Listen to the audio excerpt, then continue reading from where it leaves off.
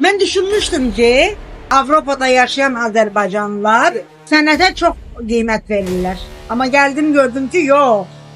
Bircə addım kürəli getməyiblər musiqi sahəsində. Bizim Azərbaycanlılar. Bəli. Mənim xəyallarımın ardınca verilişimin daimi və sevimli izləyiciləri, 2026-cı ildə silsilə olaraq çəkilişlərimiz yenə davam edir. Bugün İlahə xanım da bizim YouTube kanalımızın, bizim verilişimizin qonağıdır. Biz buna görə çox sevinirik, ona təşəkkür edirik və özü də artıq buradadır. İlahə xanım, salamlayıram sizi, xoş gördük. Necəsiz?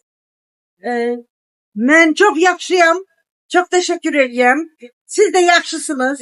Əlbəttə ki, biz sizə təşəkkür edirik. Sizi çox tutmaq istəmirik. Bir neçə suallarımız var. İstəyirik ki, onları cavablandırasınız. Uzun illərdir səhnədəsiniz. İndi Almaniyada olmaq sizə nə hiss etdirir? Yeni başlanğıc, yoxsa sadəcə başqa bir mərhələ? Başqa bir mərhələ. O zaman ikinci suala keçək. Qürbətdə yaşamaq sənət adamı üçün çətindir, yoxsa azadlıq verir? Açığız siz bunu necə hiss edirsiniz? Azadlıq verir. Yəni Almaniyada yaşamaq sizə azadlıq verir.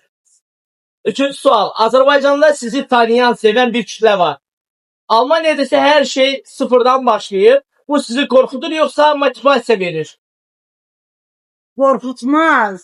Korkutmaz. Motivasiya verir. Biz bilirik ki, siz burada artıq neçə ildir Almaniyadasınız? 3 ildir. 3 il ərzində Azərbaycan, burada təbii ki, müxtəlif xalqlar var da. Həmin xalqlarla birlikdə olanda musiqimizi onlara təqdim edirsiniz. Ümumiyyətlə, musiqimiz haqqında onlara nə məlumatlar verirsiniz? Mən bu barədə biraz uzun danışacağım deyəcəm. Buyur, xoşdur, əlbəttə ki. Mən Avropaya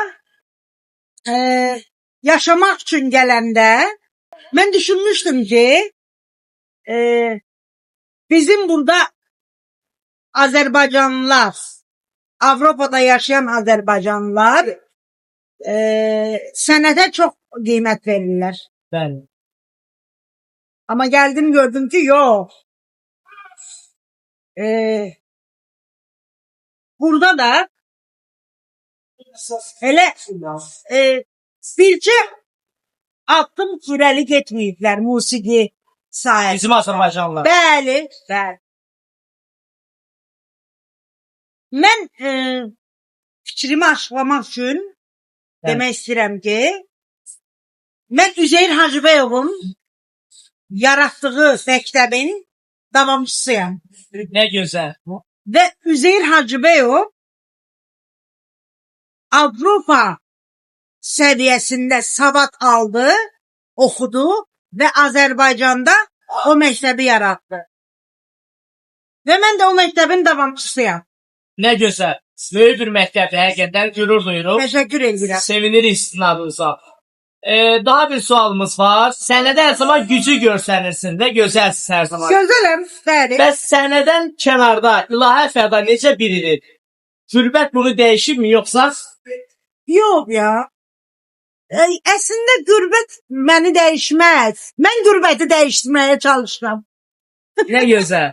Gözəl cavab idi və yavaş-yavaş sona çatırıq, çünki mən bilirəm sizin vaxtınız yoxdur. Bugün Almaniyada olan, amma ürəyi hələ də Azərbaycanda qalan insanlara bir cümlə desəniz, o nə olardı? Nəzəşən. Deyərdim ki, tələsməyin. Sadəcə tələsməyin hələ. Tamam.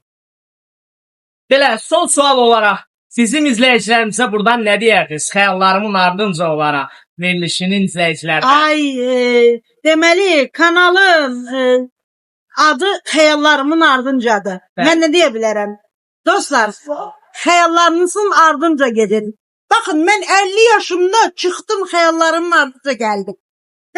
Nə gözəl. Biz də sizə təşəkkür edirik. Hər zaman bizim səhnəmizi öz gözəl ifalarınızla, belə gözəlliyinizlə doldurun.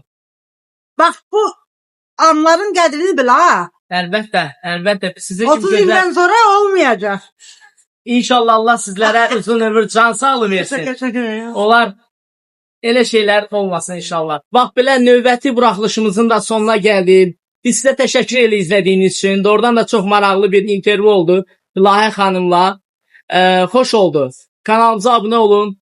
Çoxlu şərhlər yazın. Növbəti buraxılışlarımızda görüşmək ümidi ilə hələlik deyirik. Sağ olun, çox sağ olun.